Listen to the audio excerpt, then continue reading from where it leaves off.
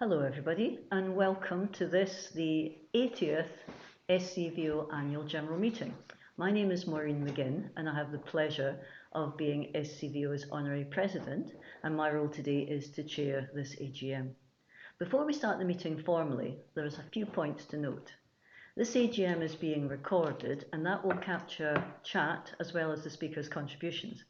It's going to be shared on the SCVO website and YouTube channel after the event. You should feel free to use the chat function at any point, either for comment or for questions. And I'll open the floor for general questions at the end of the formal business. If you would like to follow proceedings with captions then on the screen, then press the CC button on the bottom right of your screen, but that information will also be shared in the chat function if you just want to check how to make that happen. Voting on our AGM resolutions and trustee election happens online in advance. Voting closed on Friday the 1st of December, and I'll advise you on the results as we move through the agenda. SCVO's impact report for 2022-23 has been published on the website, and we'll share the link here in the chat and also on social media. And I would encourage you to have a look when you're able. Now, it is good to have so many of you joining us today. This is the fourth time that we've delivered an AGM in a webinar format. As an organisation with members in all parts of the country, an online AGM is a more inclusive way to deliver it and actually allows more of you to join than would be possible otherwise.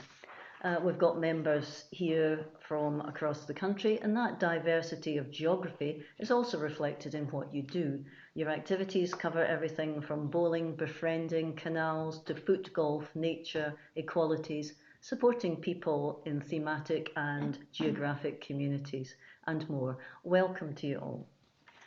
Of course, it's also wonderful just to meet members face to face when we can, and we certainly enjoyed doing that at this year's gathering in November, where over 3,000 people came together during 2 days at the EICC in Edinburgh. I personally gained so much from the energy, experience and enthusiasm that was just present from that event.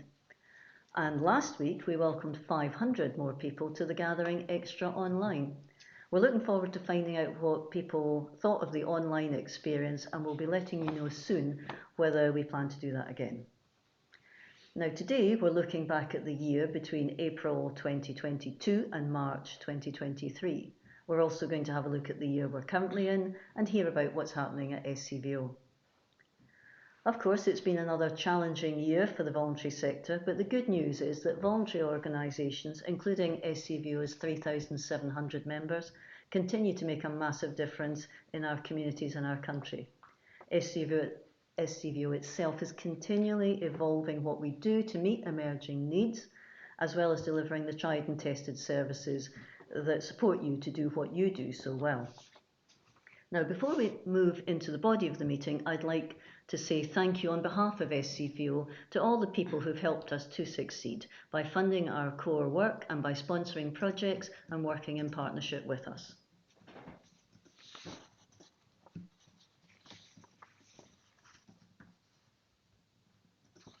I mentioned the gathering earlier. It really was such a great event this year, and we'd like to show you a short film which captures just a snapshot of what it was like to be there.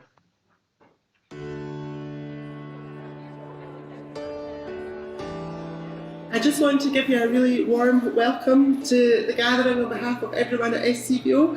The gathering is your chance to learn, to debate, to meet new people, renew old acquaintances. It is my belief that it's often in the darkest times that the best of humanity shines through. The third sector organisations that are here, you are the ones who have shone through. Regenerative systems prioritise care of people, care of the planet, and they fix the root causes of issues.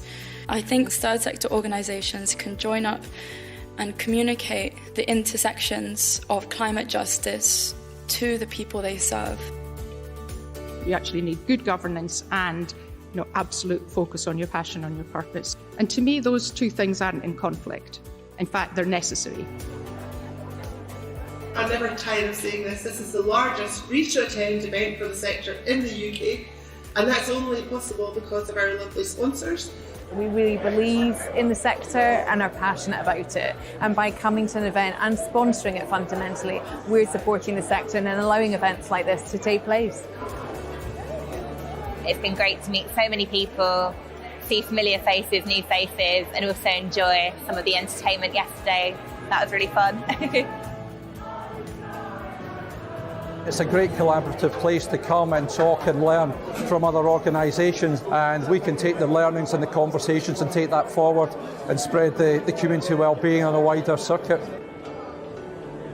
Volunteering is at the heart of what Volunteer Scotland does and at the heart of SCVO, and I think the people that they engage with to come to the gathering, it's apparent throughout everybody that's here.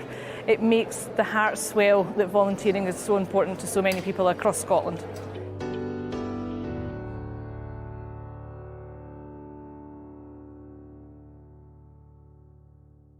So for those of you who were unable to attend, I hope that gives you a little flavour of what the gathering was like, and for those of us who were there, a little reminder of what was so good about it. And now to the more formal part of the meeting. The first item on the agenda is the approval of minutes. And so I'm going to start with the minutes of last year's AGM, where we are asked to approve as a correct record the minutes of the 79th Annual General Meeting of SCVO held on Tuesday the 6th of December 2022 via video link. And I can confirm that the result of the voting is that the minutes of the 79th AGM are approved. Now to item 3, which is the Convener and Chief Executive's reports. And I'd like to start by inviting Andrew Burns, SCVO Convener, to share his reflections on the past year.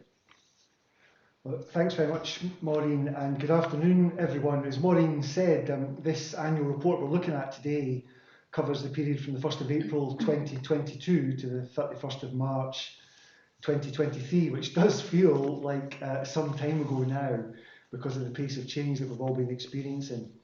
Many of you will be aware this is my 6th and final AGM as convener of SCVO, and it does seem like every year the challenges facing the sector, and indeed more broadly society generally, are getting much more demanding. The economic situation, combined with the legacy of the pandemic, wars now in different parts of the world sadly, the climate and nature emergencies and rising inequalities, can all feel a bit overwhelming. But our sector is nothing if not resilient and rises to emerging challenges against all the odds, and this year we're talking about it's been no different. We are undoubtedly in an environment where funding is still very tight, not just in terms of grants and contracts, but also in terms of public giving, which has been seriously impacted by the ongoing cost of living crisis. And that's also hit volunteering too, with people less able to give of their time as they struggle to keep on top of their own household situations. But we have seen more recognition of the significant contribution of voluntary organisations to our society and economy, and a general acceptance that the time to address some systematic issues is absolutely now. And that recognition is down to the hard work of SCVO and others to make sure the sector's voice is loudly heard. And the year we're looking at was the final year of our old strategic plan, and Anna will speak about the new one shortly, looking forward to the future. And you can read more detail about what's been achieved against our strategic aims to support, promote and develop the sector in the annual report, which is available online, and also the online impact report, which I think Maureen mentioned earlier on. So I'm just going to pick out a few highlights today from the 3 aims to support, promote and develop the sector. So firstly, I'll highlight some achievements in our aim to support the sector. Our ever popular information service handled a very impressive 1,516 queries across a wide range of issues, facilitating 92 referrals to our pro bono legal, tax and VAT partners. And we also this year, we're talking about, introduced new one-to-one in-depth support that was accessed by some 32 organisations. Our training services provided just short of 4,000 hours of learning and development. We also developed a running cost crisis hub with lots of advice and resources, and we ran webinars with partners like Utility Aid, which helped with managing ever-rising and changing energy costs, which I alluded to earlier on. Good governance is also a recurring theme across our work, and we ran 10 webinars, sent 6 bulletins to some 800 plus members on the trustees network, and more organisations used our digital governance checkup this year than last. We also launched a new subscription-based HR service, which I'm sure many of you who are listening may have taken use of during this year, and it offers one-to-one support from our experienced HR advisors here at SCVO, as well as a range of resources such as templates, guides, and again webinars. And at the time of actually writing the annual report, I think we'd had 50 subscribers to the HR service, but today, as I'm speaking to you, that has now reached a total of 100. So we're seeing a really rapid growth in the take-up for that service, which is very welcome. Our Good Moves recruitment site, which many of you will again be familiar with, advertised some 6,500 jobs this year for over 1,500 organisations.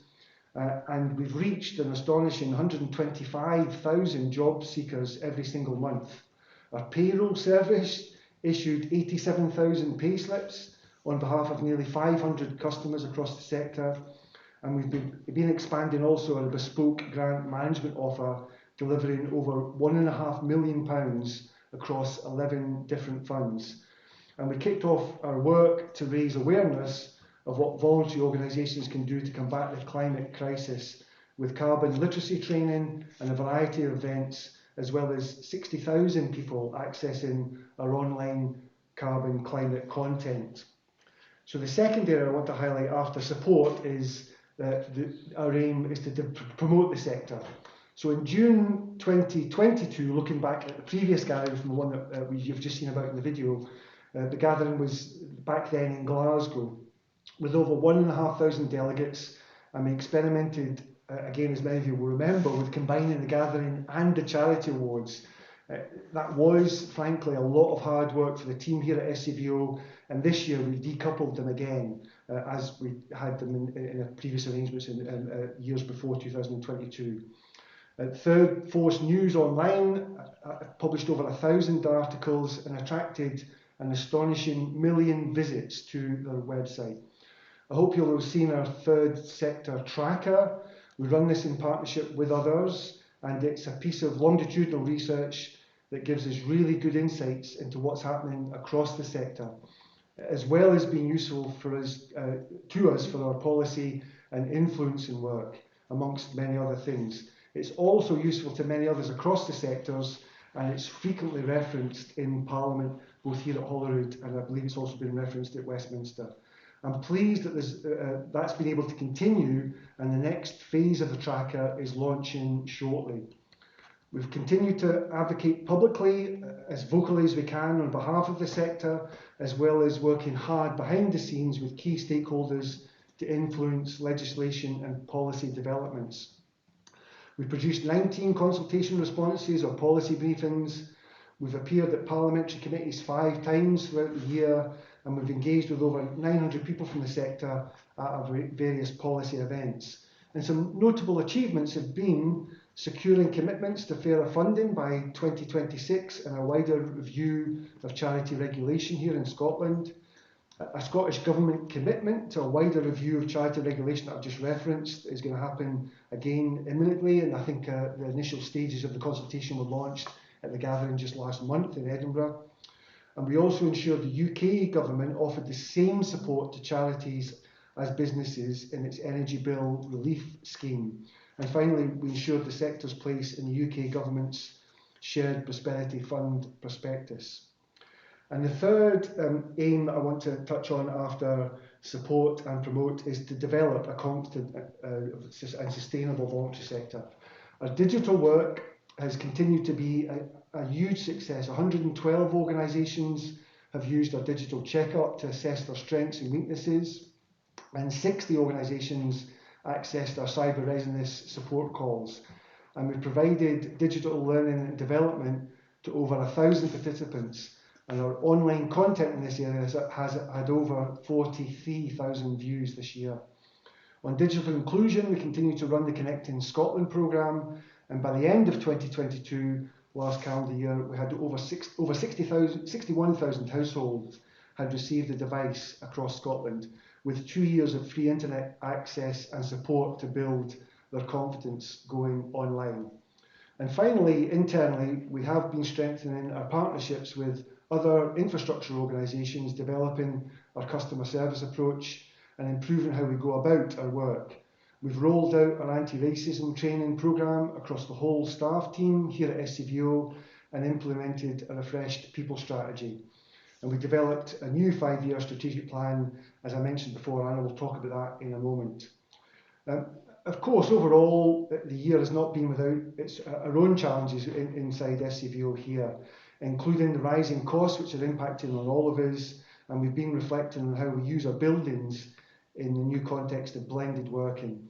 And in common with most of the sector, income generation, especially unrestricted income, is a continuing challenge for us here at SCVO, and we work hard to keep our influencing work as relevant as possible.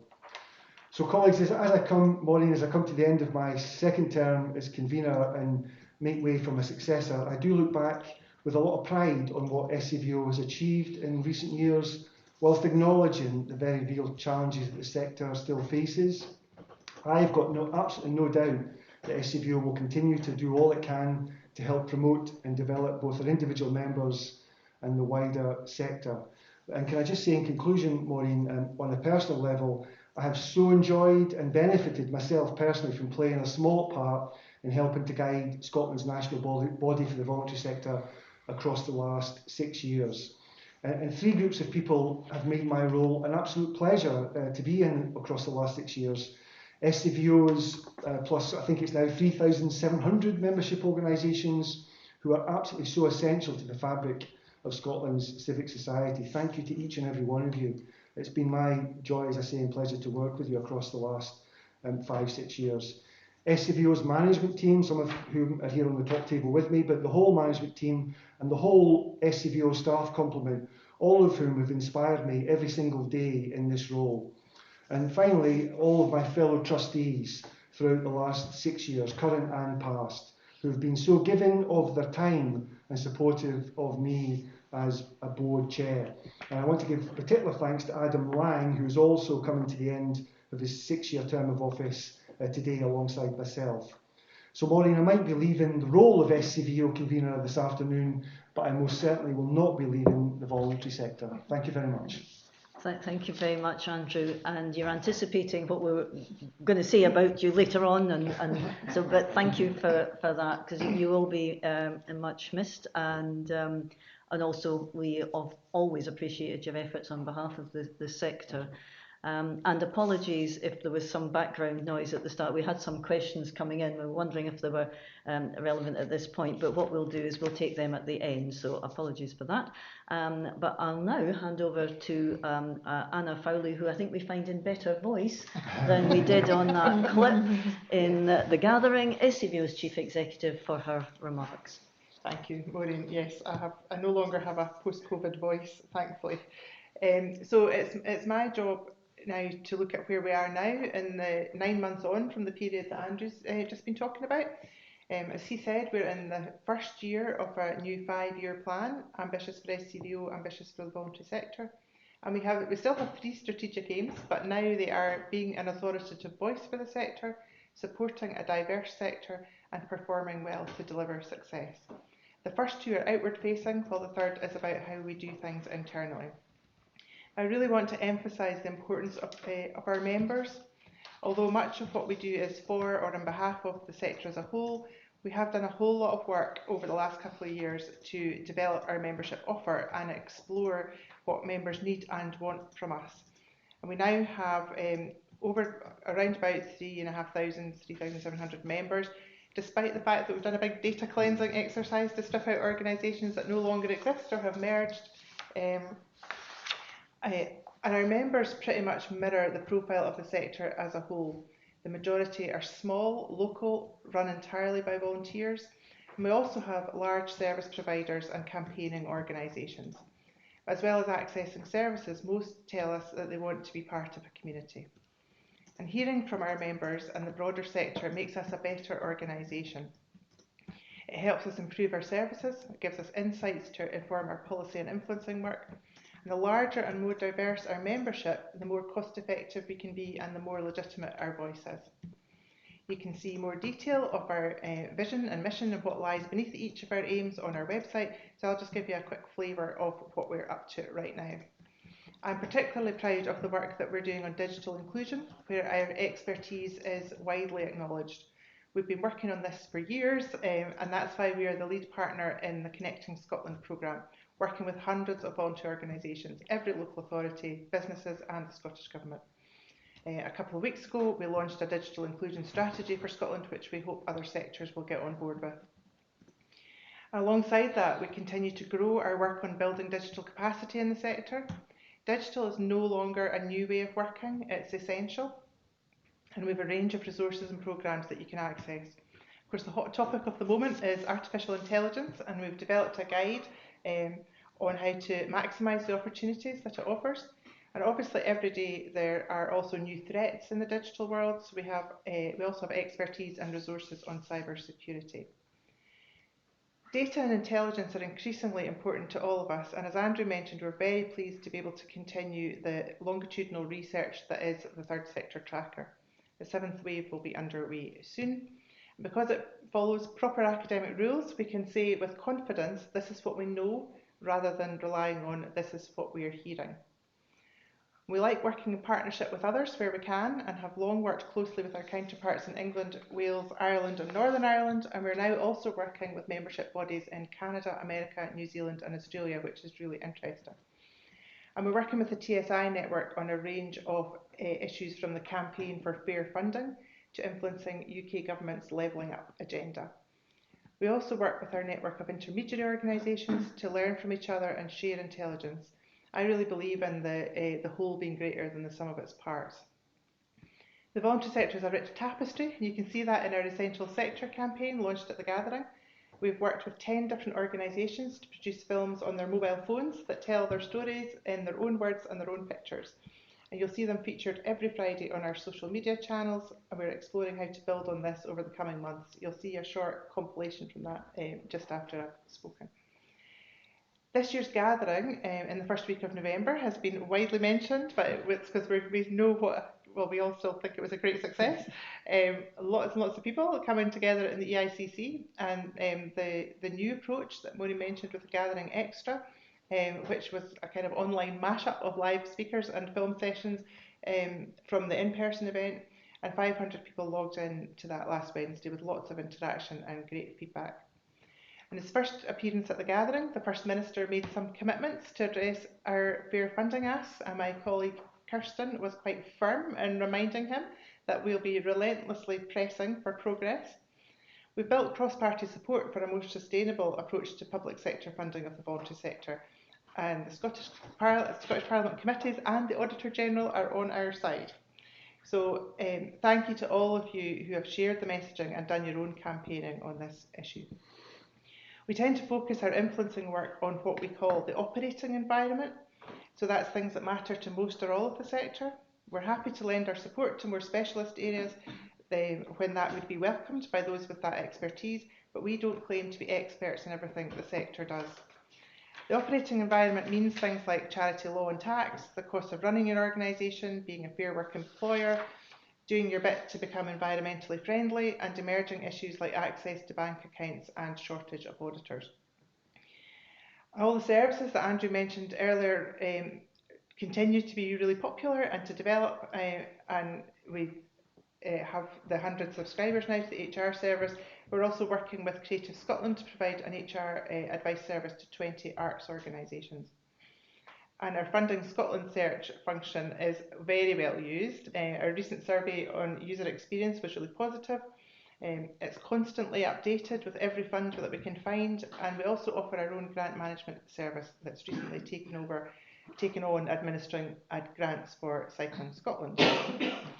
Our digital checkups on cyber readiness, governance, climate and digital capacity are all well used, and our information service is always busy with queries and people looking for support. As someone who grew up in the Highlands, I'm very aware of the importance of village halls and community spaces, and I'm really pleased that we worked with DTAS to produce the Village and Community Halls Handbook. You can find that on our website. And we've also recently launched the updated Third Sector Governance Code, which now contains more content on equality and diversity and the environment. And I'd like to give a plug for our growing climate confidence online resources. If you're wondering where on earth to start on your journey to net zero, or how you can play your part in addressing the climate emergency, have a look at it and you'll find some ideas and suggestions that will help. I think it's a great example of a topic which can feel really overwhelming, but with some pointers you can make small steps that make a difference. Finally, our Performing Well to Deliver Success aim is about what we do to be the best that we can be. And that comes down to people and culture, finance, property, technology and communications. We have a new people strategy that builds on our gold investors and people status, and we have had a special emphasis on becoming an anti-racist organisation, which will broaden out to other equality, inclusion, diversity and belonging initiatives. We do really well in staff surveys, but we want to be as good an employer as possible, so this work sits alongside our flexible working practices and promoting wellbeing. And one of the things we've really enjoyed recently is having some of our member organisations speaking at our staff away days and joining our online staff meetings. It's a really good reminder of why we're here. I won't steal the Treasurer's thunder by speaking about finance, suffice to say it's a challenge. Our strategy also refers to sound decision making on property, but working out what a sound decision is in relation to property at the moment is a bit of a moving feast.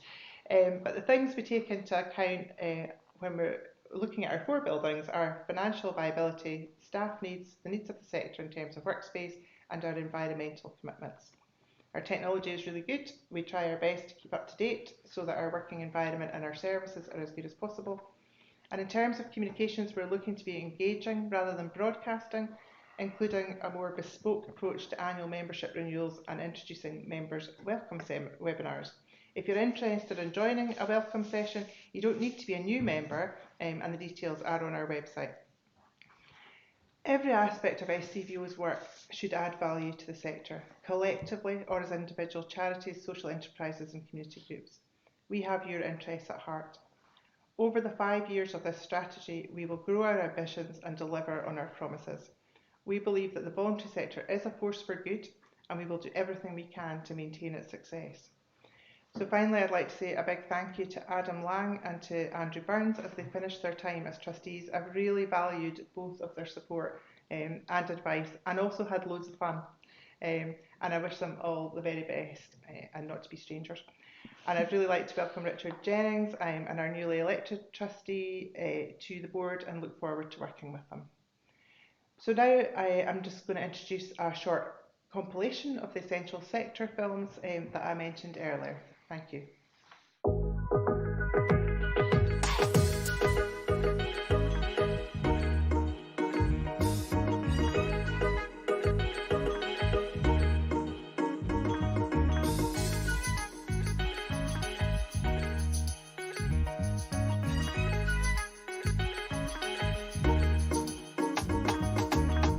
We are very rural, and we've been cut off by power cuts, by road closures, and increasingly the weather. But this has made us tough, this has made us resilient, and together we get things done.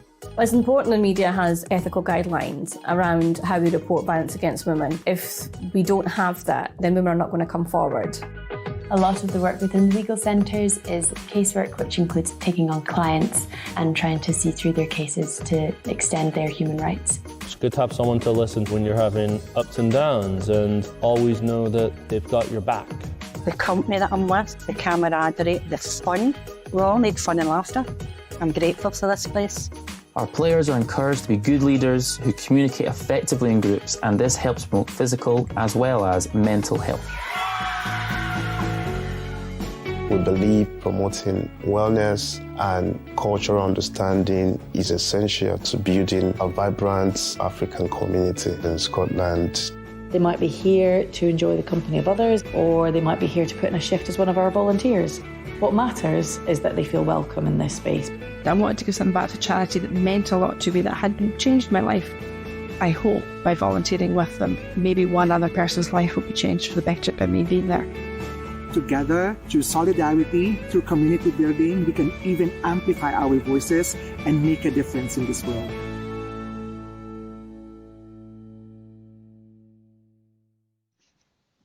And viewing a selection of inspiring films like that always reminds us, I think, why we care and why we're involved with this sector. But of course we wouldn't be involved in the sector if there wasn't money and for SCVO, and so that leads me to the Treasurer's report, and I'd like to invite Fiona Gillespie to share the financial report from last year. Fiona. Thank you, Maureen. So looking back at the finances of 2023, for those who want to delve into the detail, there is a full copy of the accounts on the SCVO website, so you can find your way there if you'd like to have that detail. But I think firstly and most importantly is we have received a clean audit from our auditors, Shane and Tate, so that's the first tick of the box for us, and it's always a pleasing report to receive. But you won't be surprised to hear that we have faced a number of challenges over the year, and you'll appreciate one of those has been the impact of inflation. That has impacted all of us. We haven't managed to escape that, and SCVO certainly hasn't managed to escape the impact of rising costs. And it's something we've had to manage very carefully. But oddly, it's obviously provided an opportunity because interest rates are now much higher than they were. We've had the fastest rise in rates in decades over the last year. And that's allowed us to earn some return on cash that we've had in the bank from time to time during the year. So in essence, it's plugged a little bit of a hole, if you like, in the income line of the accounts. So that's been one slight positive of the situation, but clearly there's lots of negatives around that inflationary pressure. But from an operational perspective, I think the key challenges that we've been facing, firstly replacing the CGS and the Kickstart work. We have managed to fill most of that gap with some local authority employability, but that's really only been a short-term solution. So something that our longer-term strategic plan is still looking at as to how do we search for those other areas of income generation. A return to the in-person gathering and charity awards, I think, was a strain on the staff for sure, as we've already talked about, getting back into that way of organising people and herding people at events and getting things sorted. It's not a small piece of work. But that also has opened up some opportunities. Restarting those events does then come with that some income generation, which is much needed. And Anna mentioned our property portfolio, and it has thrown us some challenges this year. The income which we've earned on property has certainly been lower than we would have liked. I think that really is reflecting a change that we're all seeing in terms of return to offices, and the demand for office space has definitely changed over the last few years. And obviously going back to that interest rate environment, rates are higher, so whilst we can earn some interest on our deposits, we have to pay more out where we have some lending, and that's certainly in the form of mortgages against our property portfolio. We've had some new tenants have come on stream, but there's still a gap there, but that's a good step in the right direction. But as Anna also mentioned, we are looking as a board and a management team, how do we mitigate some of the risks from the property portfolio? And we've got some steps that we're active in taking at the moment, and we'll certainly be sharing news if those come to fruition. If we look back at the beginning of the year, when we started the budget, we were expecting a notable deficit, which was certainly concerning at the time because it would have drawn down on the reserves that we have. But as the year progressed, some new income opportunities came across, and additional growth on existing activities such as Good Moves has certainly helped us finish the year with a reasonable surplus on the unrestricted side. So in the accounts, you'll see that the unrestricted surplus is a little over 380,000, but a restricted deficit of 3.4 million. And that seems a very large number, but it's important to point out that that restricted deficit is not a real deficit in cash terms. It's an accounting practice that we have to follow the accounting rules, and actually it was covered by reserves brought forward from the Connecting Scotland programme, and we brought those forward to 21-22. So that's met that shortfall. So it looks an alarming negative number, if you like, but it's more of an accounting issue than a real sort of cash issue. And just in terms of our onward grants for the year, we passed on £4.5 million to the sector, so underpinning the work that's happening within the organisation. Just looking back at reserves, our reserves are in a healthy position with 3 reserves at £3.6 million. That's slightly above our optimal position of 3.4, but it's important to understand this is reflecting 5 months of expenditure. So it gives a much needed resilience to SCVO and a pleasing outcome, to be quite honest, after the last 3 years, which have been quite challenging. So if we go back 3 years, had we been able to sit here and say that we would come out of this situation with our reserves firmly in place as to where we would like them to be, providing that security for the organisation, I think we would all be quite pleased to do that. So overall, it has been a challenging year, but the senior management team and the board have navigated fairly successfully, I think. And our finances do remain in good order at the end of the year, although it didn't feel that way at the beginning of the year. And that's a key outcome for us in such uncertain times, to ensure that we keep SCV on a firm footing, because that resilience from a financial perspective is very important and can fall away quite quickly in certain challenging times. So having built up that resilience is a good place for us to be as we finished 2023. Thank you, Fiona. And as I mentioned, there'll be an opportunity later in the session to ask questions of all the speakers. But if there is anyone who would like to ask a question specifically to Fiona now, could you post that question in the chat function? We'll pause for a moment to see if there are any questions. And Tim's keeping an eye on that. But Fiona, I believe this is your last AGM as Treasurer, because I see later on in the notes that there is going to be there is a vacancy. So I'd like to thank you for all that you've done for SCVO and the wider community in that role. Although I understand you're staying on the board. I'm staying on the board for another year until my final term completes. But yes, it is my third and last AGM. As Treasurer, so at this point I should do a little advert perhaps to have somebody come forward and to consider themselves for the role. So I'm sure there'll be some open communications if anybody feels that they would like to come and join the board and take on the role of the Treasurer for SCVO. Thank you. I don't know if there's any questions come in just now, but we can always take them at the end. So I'll move on to the next item, which is the appointment of auditors. And that's the item is to appoint new auditors and to authorise the board to determine their remuneration. And I can confirm that the results of the voting is that Chain and Tate have been confirmed as SCVO auditors for 2023 to 2024, and the board has been authorised to determine their remuneration. Also on the theme of appointment, the next item is appointment of trustees. As you've already heard, there was a vacancy on the board which was created from Adam Lang coming to the end of his second term, and I'd like to thank him very much on behalf of everyone at SCVO for his contribution over the last 6 years.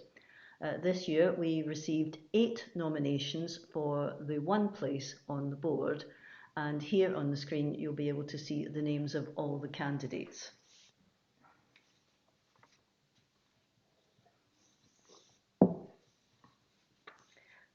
Now I'd like to thank all of the candidates who participated and to everyone who voted. And I can announce that the successful candidate is Bushra Iqbal, Chairperson North Lanarkshire Muslim Women and Family Alliance. And on the subject of vacancies, we've already heard that we are seeking a new treasurer, and this information is on the SCVO website, and the closing date is the 18th of December. On the theme of appointments again, we have the appointment of a new convener. And so as well as appointing and confirming a new trustee this year, we're also confirming the appointment of a new convener. And before doing that, I would like to thank our outgoing convener, Andrew Burns, for his service to SCVO and the board.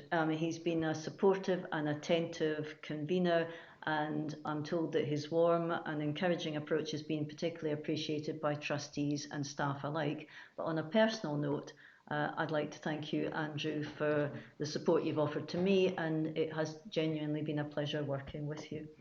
And we hope, and you've already said, you're going to continue being a good friend to the sector as you move on to other things. So thank you, Andrew. Thank you. And now I'd like to extend a warm welcome to Richard Jennings as the new convener of SCVO's Board of Trustees. Richard has been appointed following an open recruitment process. He brings a wealth of experience to the role, having worked in leadership roles at East Lothian Council, Castle Rock Edinburgh Housing Association and Places for People. He's also the former chair of Volunteer Scotland with over 10 years of board experience. So again, Richard, a warm welcome on behalf of the SCVO Board of Trustees and staff. This is now at the point in the meeting where there's an opportunity to place questions that you have. So feel free to post them in chat, and you can support any questions that are there by liking them. I'm joined here by everyone that's on the panel that you've heard speak today, Andrew, Anna and Fiona, as well as Tim Henshaw, SCVO's Director of Strategic Resources. I understand that we've had a question about SCVO emails failing to be delivered, and I think that's from Gareth. And Tim, I think you're going to reply direct to that. We'll reply direct to you, Gareth. Sorry you've had trouble. Not sure what the reason is, but we're taking that on board and we'll get back to you as a matter of urgency. Okay. Are there any other questions? No, nothing through yet. Nothing through yet. So, any other comments? Nope. We seem to be doing quite well. It's like that. Well, in that case, if there aren't any more questions, I'm not wanting to rush it too soon, but equally I know that people are busy, and I know that all of the people that have joined us online have all got busy jobs, but if there are no more questions, we'll move to the close of the AGM. And as ever, events that run smoothly and seem effortless only do so because of all the hard work that's been put into them and the planning. So I'd like to thank everyone involved in organising and planning and participating in this afternoon's AGM.